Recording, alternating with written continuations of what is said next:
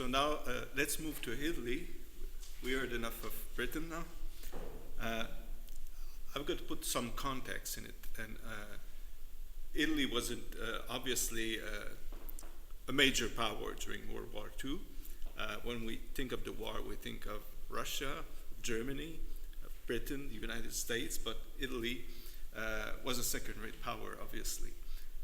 So I want to begin with a comparison of Italy in the two world wars to have some idea. Well, there are some interesting similarities and differences.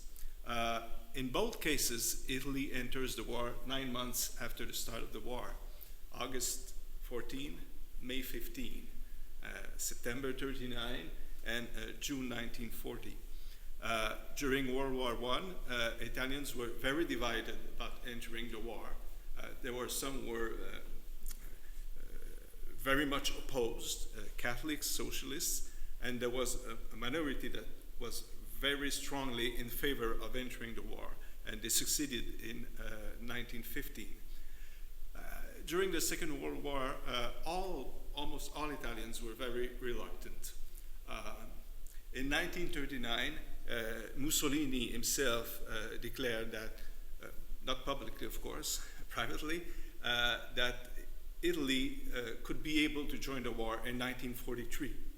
Now you have to remember that in 1942, they had scheduled the Universal Exhibition in Rome. So they hadn't planned exactly for war at that date. During World War I, Italy joins the Allies against mainly Austria, which was the main enemy.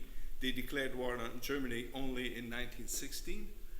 During World War II, of course, they were a part of the Axis, and they would fight besides Germany against their former allies. So they switched sides. They also switched sides during the war, which was not a very good idea. In September 1943, they joined the Allies, but given the fact that the German army was already present in Italy, it resulted in occupation of a large part of the country. An interesting difference also is that Italy was among the winners of World War I. They gained a lot of territory, mainly in Austria, but they were dissatisfied. They considered this a mutilated victory, that they did not gain enough. There was a lot of political instability, and it led to fascism. World War II, they were among the losers. They lost territory, but democracy returned, and there was the economic miracle. So winning or losing the war doesn't have the same results. But the fact is that in World War II, we do not have the same context as in World War I. There was a very well organized mobilization of industry, of economics during the First World War. It was not the case in World War II. Despite the fact that you had a totalitarian regime, it was very reluctant to mobilize all energy. For instance, they almost closed the universities during World War I. During World War II, it was authorized for students to escape conscription, so you had a boom in university registration, mainly among the sons of the elite of the regime. So there were two very different wars. In fact, Italy was already at war in a sense. It had invaded Ethiopia in 1935, intervened in the Spanish Civil War in 1936, and it had annexed Albania in 1939. But these were rather small military ventures compared to what was coming on. So if we move to World War II specifically, we can divide it in 4 periods for Italy. First, there are 9 months of non-belligerence. Italians are not ready to join the war. They're waiting for the best conjuncture. But there comes a moment after Germany defeats France that Mussolini fears he won't be at the conference table because the war will be finished. So he declares war on France and Britain in June 1940. So there's a second period from June 1940 to May 41, which is called the parallel war, where Italy is at war for a few days in France. The Germans tell Italians that it's enough. They want to keep France as a whole country. They fight in North Africa and also in Greece. In both North African theater and Greece, things don't go well at all. There's a very strong Greek resistance, and of course in North Africa they fight the British and they lose Ethiopia. So by May 1941, the Germans have to come to the rescue. And from May 41 to July 43, there's a period of 2 years, which is called by historians the subordinate war, where Italy is subordinate to Germany. The Germans succeed in defeating the Greeks. Rommel goes in North Africa, and Italy is included in the war effort against the Soviet Union. So that's the third period. And there's a fourth period. In July 43, as is well known, it's the downfall of Mussolini. And in August 43, August, September, there's a change in government, and there's the invasion of Italy by the German army in the north and by the Anglo-American armies from the south. So practically, the country ceases to exist as a sovereign country. And during 2 years, it will be a theater of global war and civil war, mainly a battleground. So the period in which I'm mostly interested are the second and third period, 40 to 1943. And I want to examine the topics that were discussed by economists and statisticians during that period. There are very immediate topics like financing the war, controlling inflation, how to procure raw materials.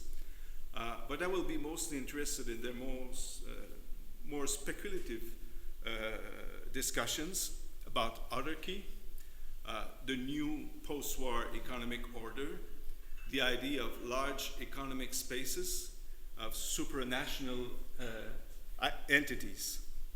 And another related aspect, that of corporatism, which is the official economic ideology of the regime, economic planning, and the degree of economic liberty that should be present.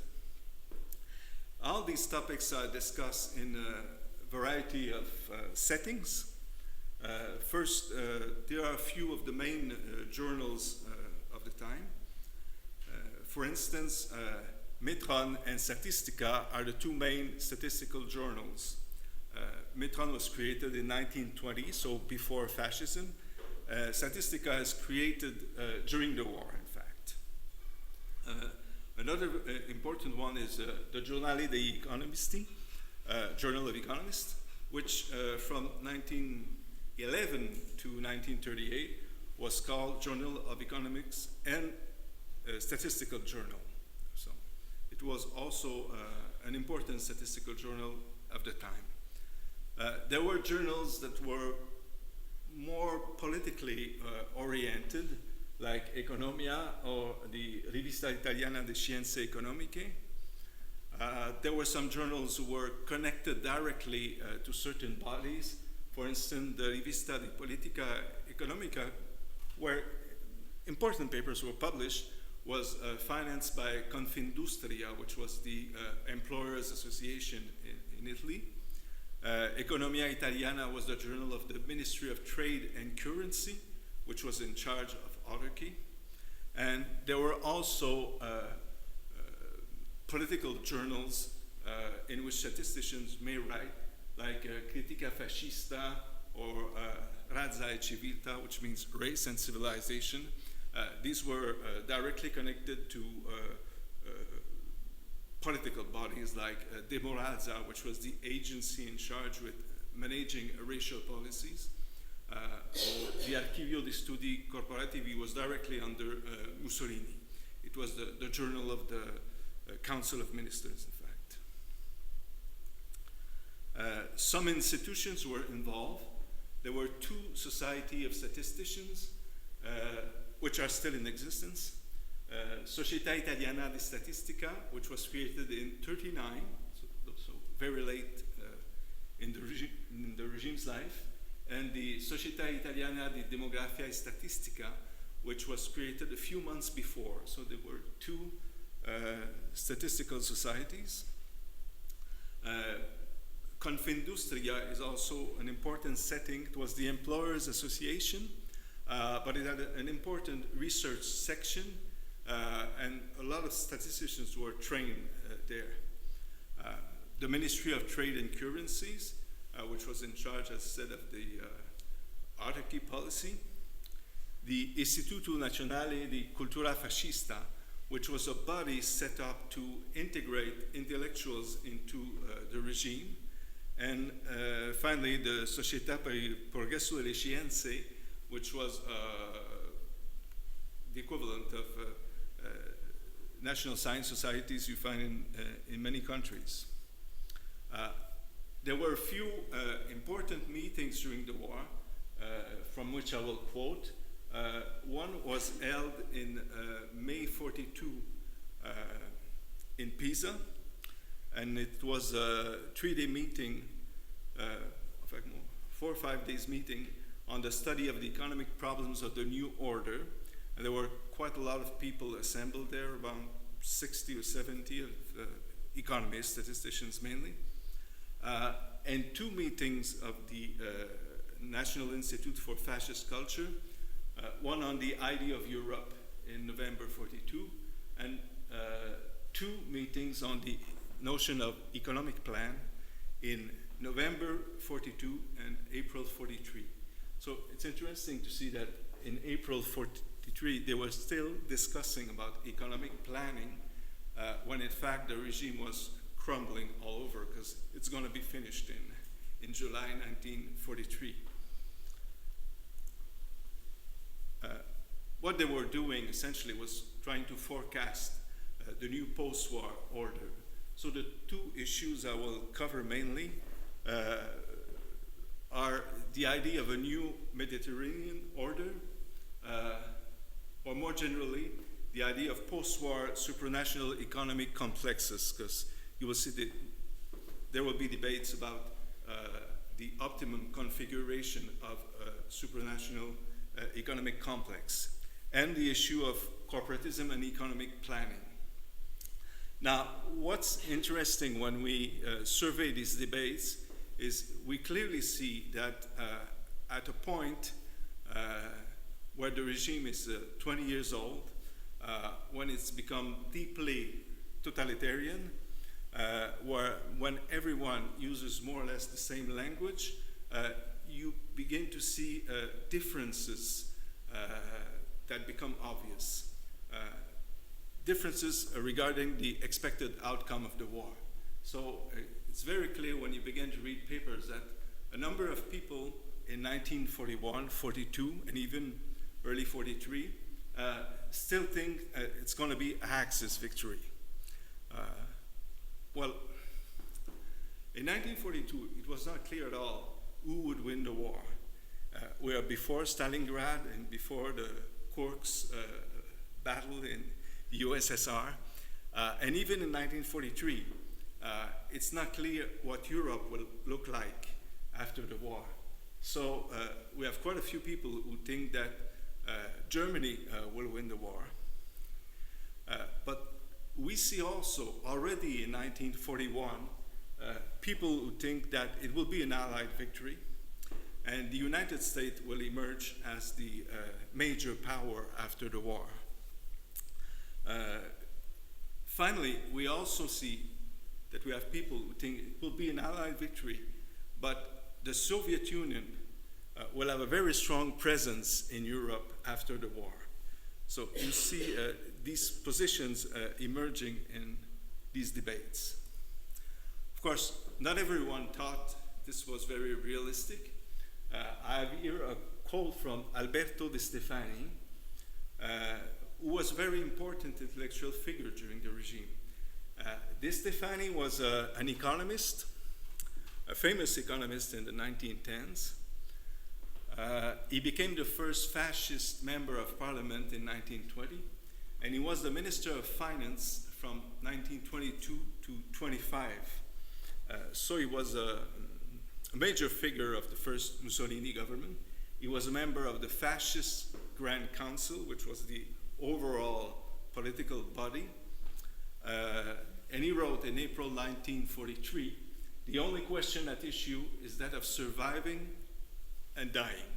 Economic debates are out of touch, and the question of the new Europe is not on the agenda." So he was very depressed, but this was not the case of everyone. So I will present a few figures that are typical of the era and which support different position and have a different political outlook. The first one I will talk about is Felice Vinci, who is mostly forgotten even in Italy now. But between the two wars, he was one of the 4 or 5 major statisticians. He was a professor of statistics, and he moved from Bari to Venice to Bologna and Milan. And this is a very regular pattern. You start with a position at a small university at the periphery, and then you move progressively. So from Bari to Venice, it's a great move. Bologna is a much more famous university. And then if you're interested in economics, Milan obviously is the place to be. He was the editor of the Rivista Italiana di Scienze Economiche. The co-editor was De Stefani, which we saw. He was a member of the Consiglio Superiore di Statistica, which was a scientific body who oversaw all state statistics from 39 to 43. And he was president of the one of the 2 Italian statistical societies from 41 to 43.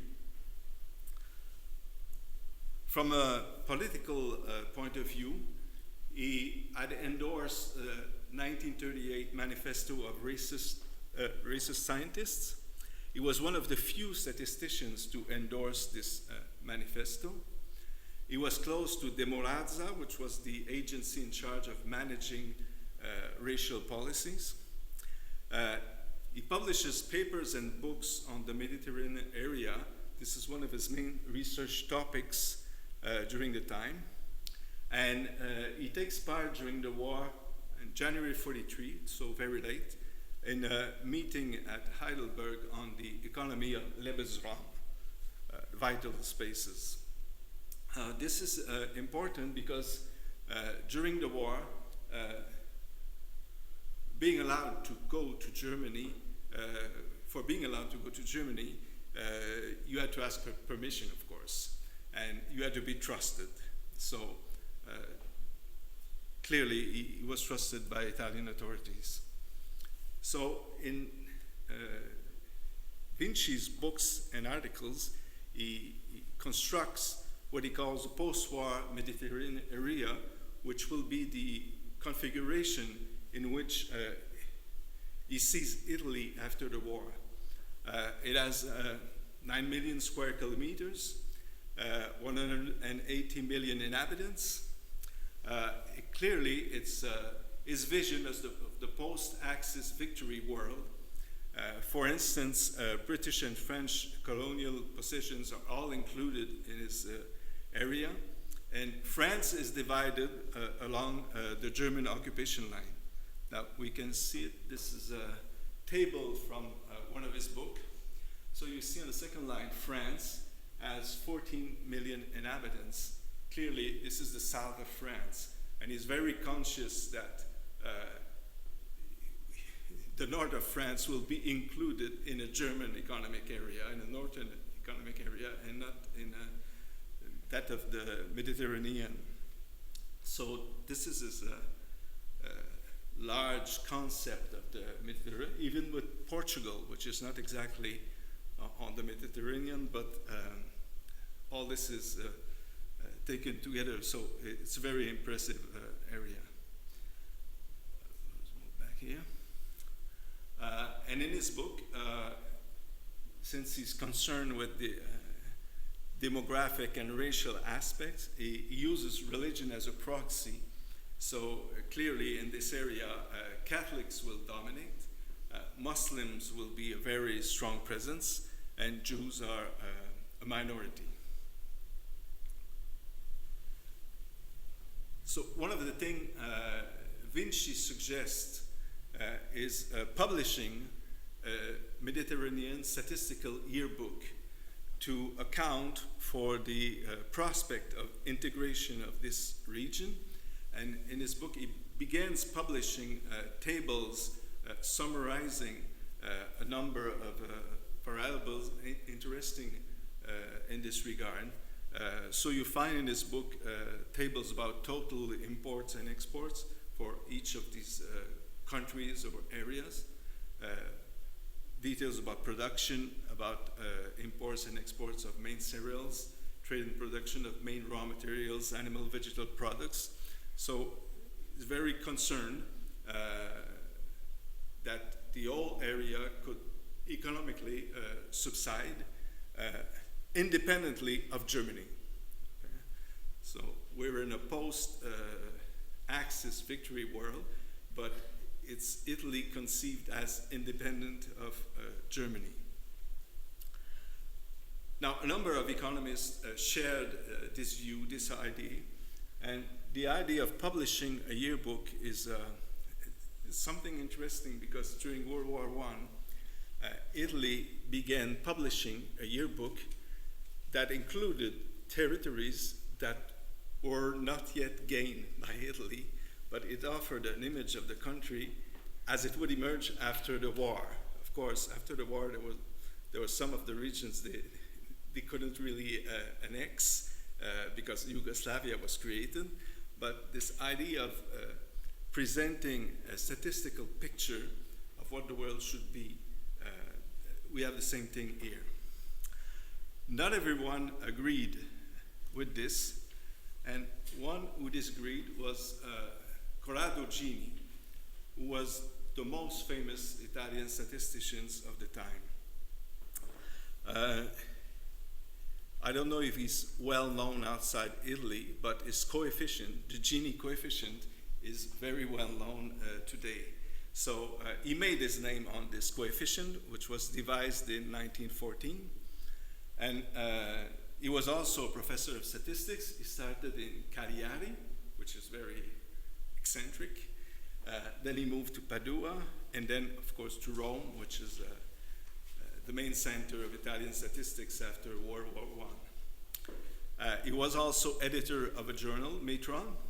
In fact, he was the owner of Metron, a journal in which Ronald Fisher published in the early 1920s, and two other journals, one about economic statistics, Vita Economica Italiana, and Genus, which is more about demography and genetics and eugenics. He was the president of ISTAT, which is the Central Institute of Statistics. So he was the head of government statistics and of the Superior Council of Statistics from 1926 to 32. So he was handpicked by Mussolini to reform the whole system of government statistics, which was crumbling after World War I, and he really did the job. He was ousted in 1932 from that job, mainly because of bureaucratic infighting. And he was the president of the Società Italiana di Statistica from 41 to 45, so he was pretty active during the wartime period. From a more political point of view, he was one who endorsed the manifesto of fascist intellectuals in 1925. He was then a member of the Gentili Commission, which was a commission of 18 members set up to redesign the Constitution along corporatist lines. He published a paper called The Scientific Basis of Fascism in 1927 in the United States, but it was, in fact, the text of a presentation he made in Washington in 1925. And he was in Washington as the chief of expert for negotiating the debt of Italy following World War I. So he was a very trusted character, and that was why he was put in charge of government statistics. He was also allowed to go to Germany during the war. So he gave 2 lectures, one at the German Press Association and one at the Berlin Superior School of Economic Studies.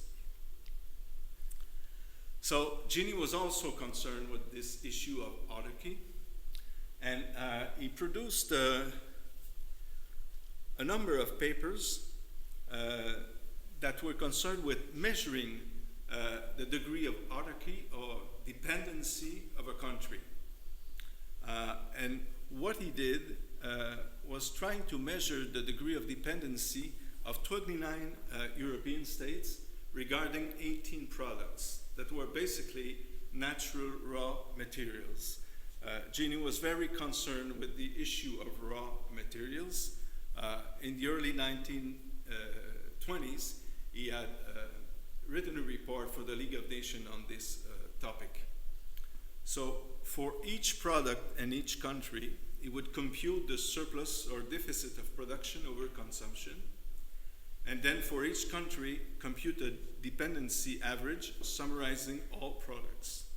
So he would get an idea to which degree an economy can be dependent or can subside on itself.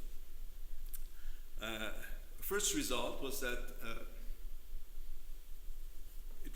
could be expected. The less dependent country, or the more autarkic country, was the USSR.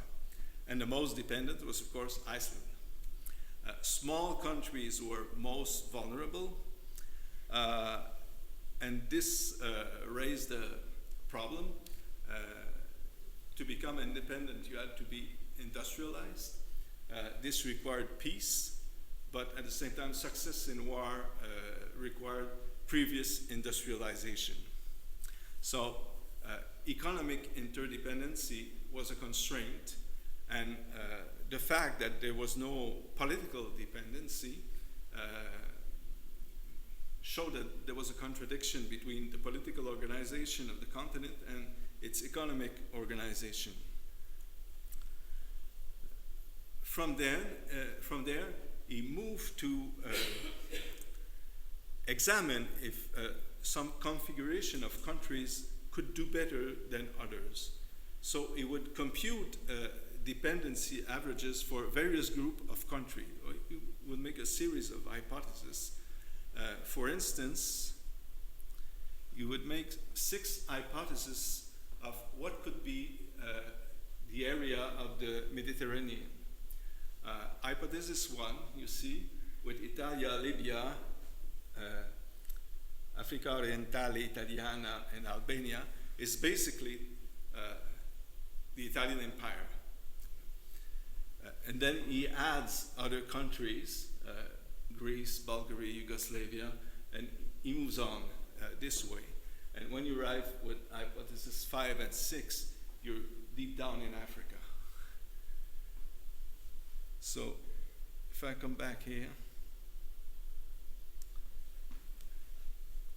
you can see all these hypotheses tested, and you see that Italian Empire alone fares very badly with a minus 14.3. It's the least autonomous of the hypotheses. So clearly, autarky could not work for Italy. And then you have hypothesis 4, which corresponds very closely to Vinci's hypothesis of his Mediterranean area, and it doesn't fit well very much also. So in fact, Italian Empire alone is the worst case for autarky, and all the hypotheses about Mediterranean are unsatisfactory. So he goes on to measuring autarky for what he calls a Nordic complex. So he examines a series of other countries, northern countries, with this time Germany as the center, and he makes 3 hypotheses.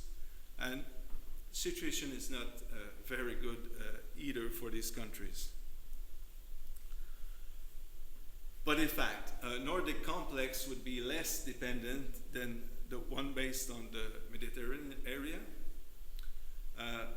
Deficits for the Nordic complex correspond to surpluses in the Mediterranean and vice versa. So in fact, a unique European complex would be the best solution. Politically, this means whole Europe dominated by Germany. So, which was a bit different from the Vinci proposal, where Italy would be independent from Germany. So, oops.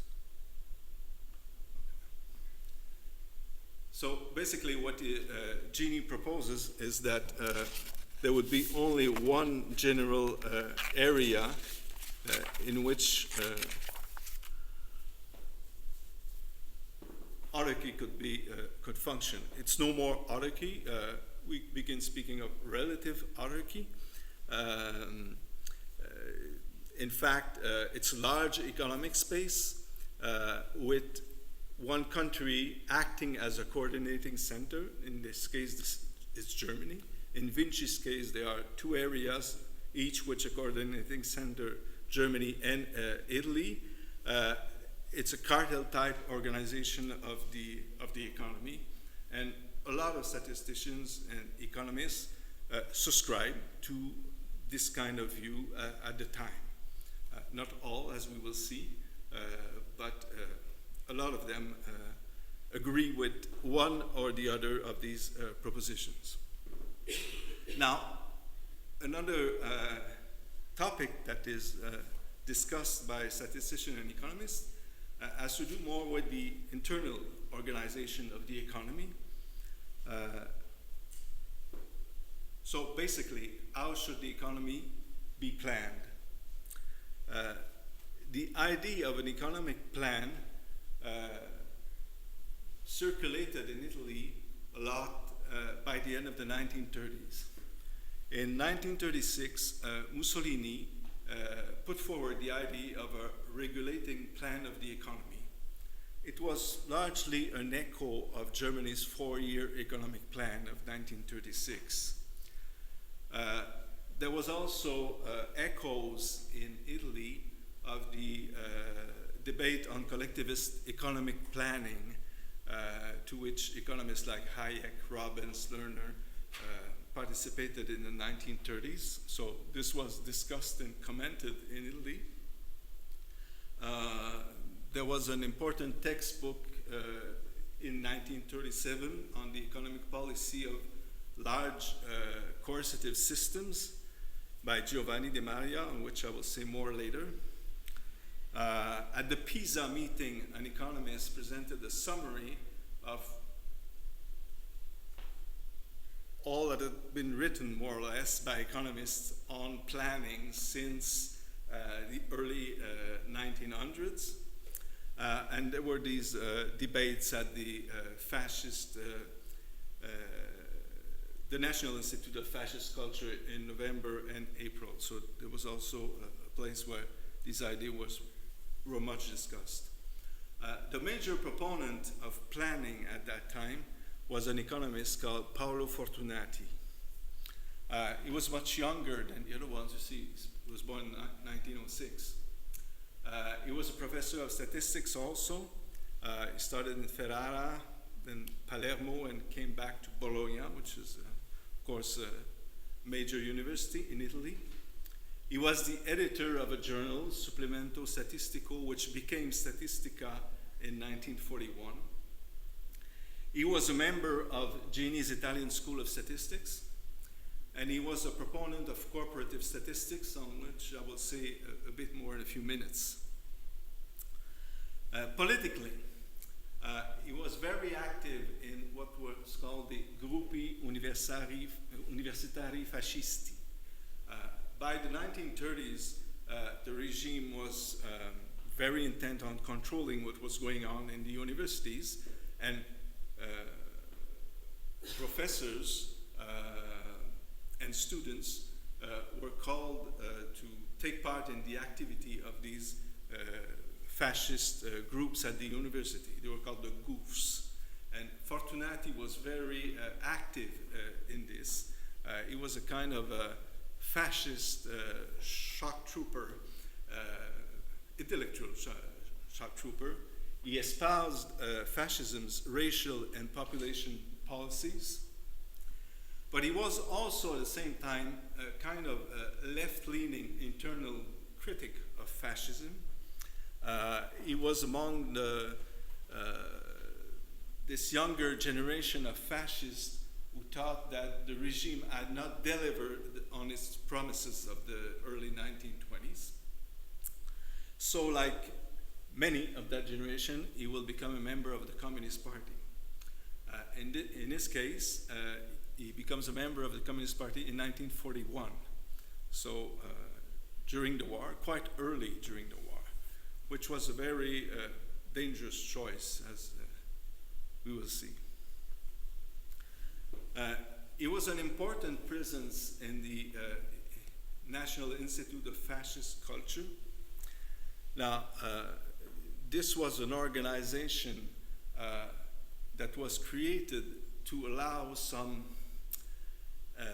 freedom of discussions for intellectuals within the ideological strictures of the regime. It was created in 1926 by the philosopher Giovanni Gentili, and it was called then the National Fascist Institute for Culture, and it was renamed later in 1940 the National Institute for Fascist Culture. This in itself is an indication of the evolution of the regime, because in 1926, for Gentili, who was the philosopher of fascism, there was no fascist culture. There could be a fascist institute working on culture, but then in 1940, with the new president, who was a sociologist, the idea that there was a fascist culture became official. This was under the dependence of Mussolini. So it was aimed as, say, providing a debating space for intellectual, especially younger intellectual. And Pelizzi, who was the new head of the institute, wanted Fortunati to act as the Secretary General. So if Fortunati had accepted, he would have had a communist as the head of one of the main cultural institutions of the regime by 1941. Fortunati, in fact, was very much involved since the early 1930s in the discussions about corporatism.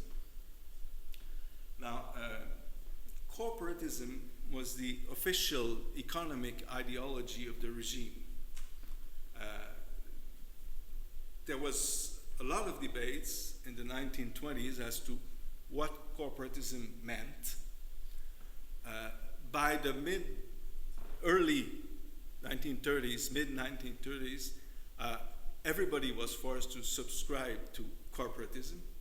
For instance, all the chairs in political economy were renamed chairs in cooperative political economy. So the result was that everybody was a corporatist, but then corporatism could mean anything. So Fortunati, with a number of other statisticians, developed the notion of corporative statistics. And basically, corporative statistics was the idea that the country's economy should be run on the basis of a set of permanent and exhaustive registries in which each individual will be recorded. All the relevant demographic and economic data about an individual would be recorded there. For each enterprise, all details that were relevant to the production process and manpower would be recorded also. And you could cross details about these. So it would become possible to manage the economy, the distribution of manpower, etc., on the basis of these registries. And to function, you need to know not only the monetary value of things, but you need to know the physical quantities as well. So this was put forward in 1942.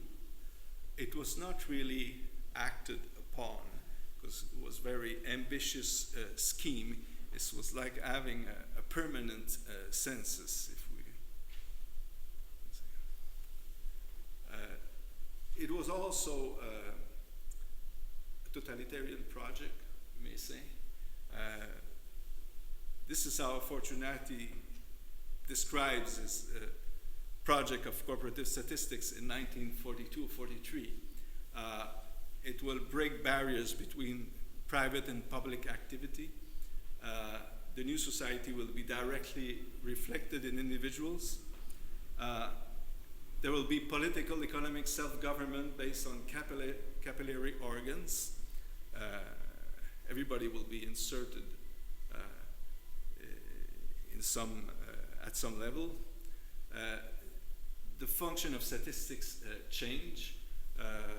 Besides having knowledge and formulation function, statistics will be used to execute and control the activity. And there will be one overall plan that will allow for substantial and progressive modification of income distribution. So that's the more left-leaning bit of Fortunati. So this is debated during many days. By the end of the war for Italy, that means in early 1943, and it receives the most favorable comments come from officials in the government. In fact, the vice secretary of the fascist party takes part in the discussions and supports Fortunati's idea. Of course, he has no idea that at that time Fortunati is a member of both the fascist and the communist party at the same time. But very strong support from the government. Now, we have another trend that appears at that time, that of the liberal economist, free market economist, which was very strong current in Italy in the early 20th century, and even in the first years of fascism. They have more or less disappeared under corporatism, but then they come back speaking more freely during the war. And I will give a few examples of this. He's a bit forgotten today, Ipicalmo Corbino, who was a professor of economics at Naples. He was a specialist in maritime statistics. He was always at odds with fascist authorities. He had a lot of problems. But each year, he published a yearbook on the state of maritime statistics over the world. And in 1942,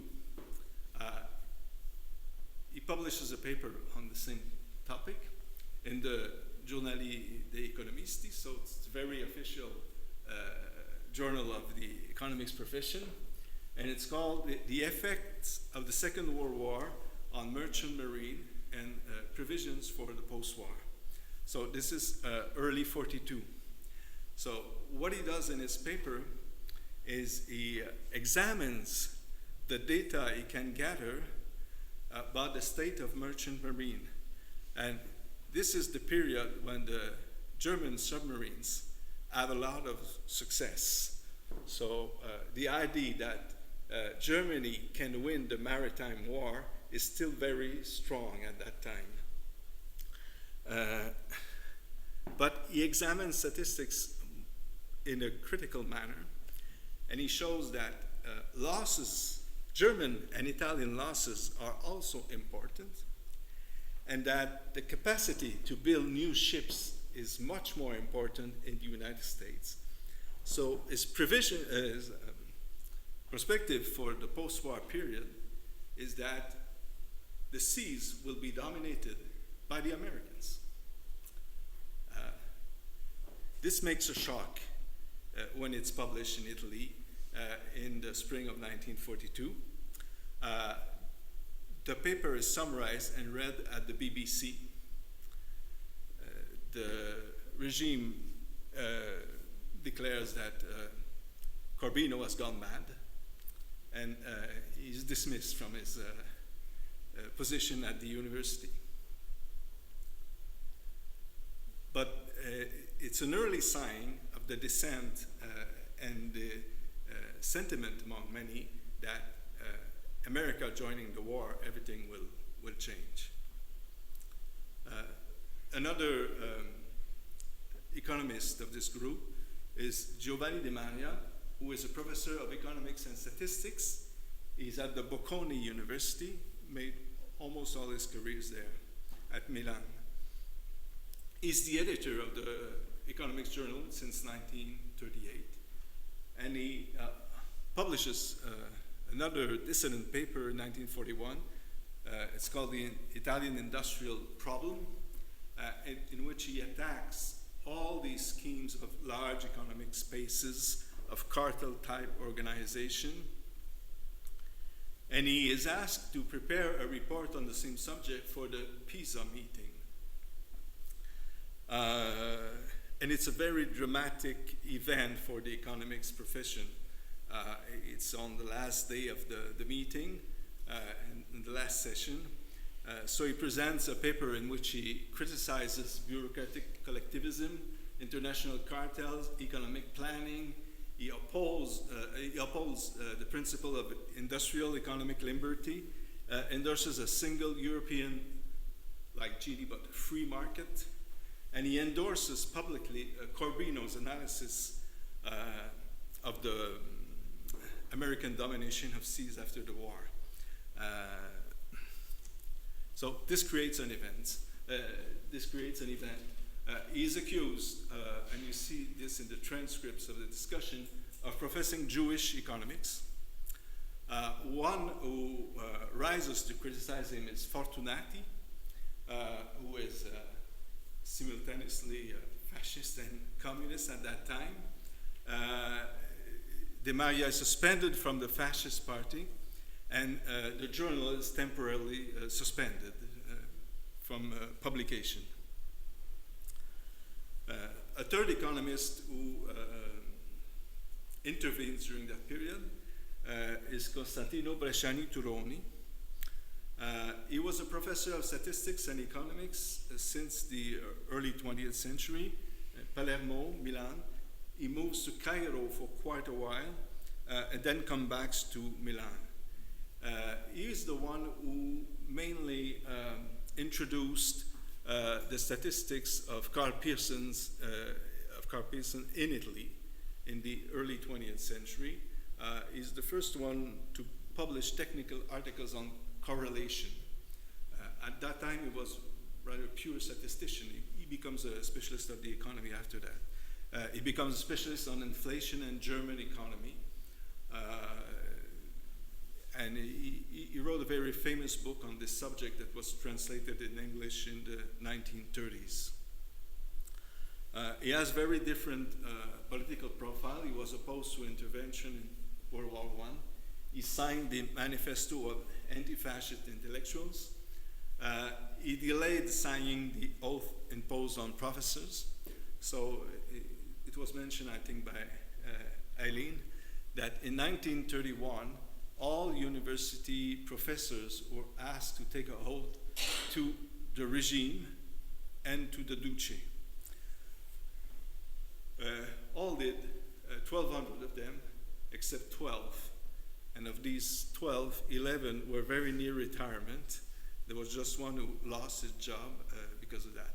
Now, Bresciani Turroni was in Cairo, and he argued that being in Cairo, he didn't have to sign the oath. But then when he came back in Italy in 1936, he didn't have the choice. He had to sign the famous oath, but he's known for delaying this.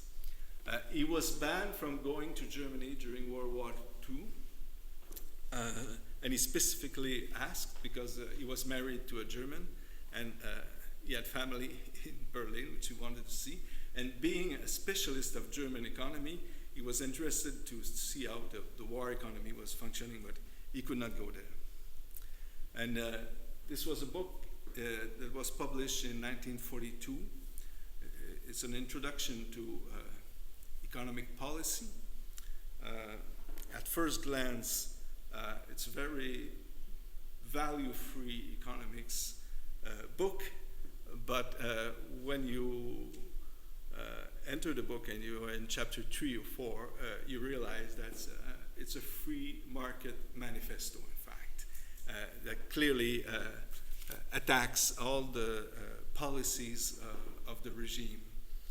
So you have this group, therefore, of very free market economists that began to speak much more freely during the last 2 years of Italy's involvement in the war. This is 1942 and 1943. And then, of course, the story stops more or less in 1943, because with the fall of the regime, the country ceases to exist. Universities, especially in the southern part, cease to function. Most journals are suspended. Only in the north, the part that is occupied by the German army, there's still something going on in the university. So what happens to people after that? Vinci becomes a socialist very rapidly. As I said, in 1943, the regime disappears. Then it is recreated in the northern part of the country as the Italian Social Republic. But Vinci, who lives in Milan, which is in this area, joins the Socialist Party and is a member, more or less, of the resistance. And when someone tries to accuse him of fascism in 1945, he can boast of the fact that he was a member of the socialist underground, and there's no problem with him. And in 1945, he publishes a small book in which he converts to Marxism, very officially, while remaining, of course, a mathematical economist. Gini goes on trial. He is accused of being an apologist of fascism and of a number of other things. Finally, he gets suspended from teaching for a year. He moves to Spain and then will come back. But mainly, his power on the statistical profession is broken. Fortunati, as I said, joined the Communist Party. He's in Bologna. He really joins the underground resistance. He's a partisan who physically fights the Germans. He is arrested, sentenced to death, succeed in evading prison, and will, after the war, be elected as a communist senator in 1948, position he will maintain until 1972, while remaining, of course, a professor of statistics at Bologna. So he becomes one of the major scientific figures of the Italian Communist Party. The liberals, of course, have more success. Bresciani Turroni becomes the president of the Bank of Rome and the executive director of the BRD, which is the World Bank, essentially. Giovanni Demaria will be president of the Economic Commission of the Constituent Assembly. And Corbino, the one who had predicted the American domination of the seas, will become Minister of Treasury. So they have very different destinies. Their ideas, well, they all survive in a sense. The idea of a new supranational order will more or less survive in the European construction. And Gini will keep saying that, in fact, it's more or less my idea that triumphed, the idea of economic integration.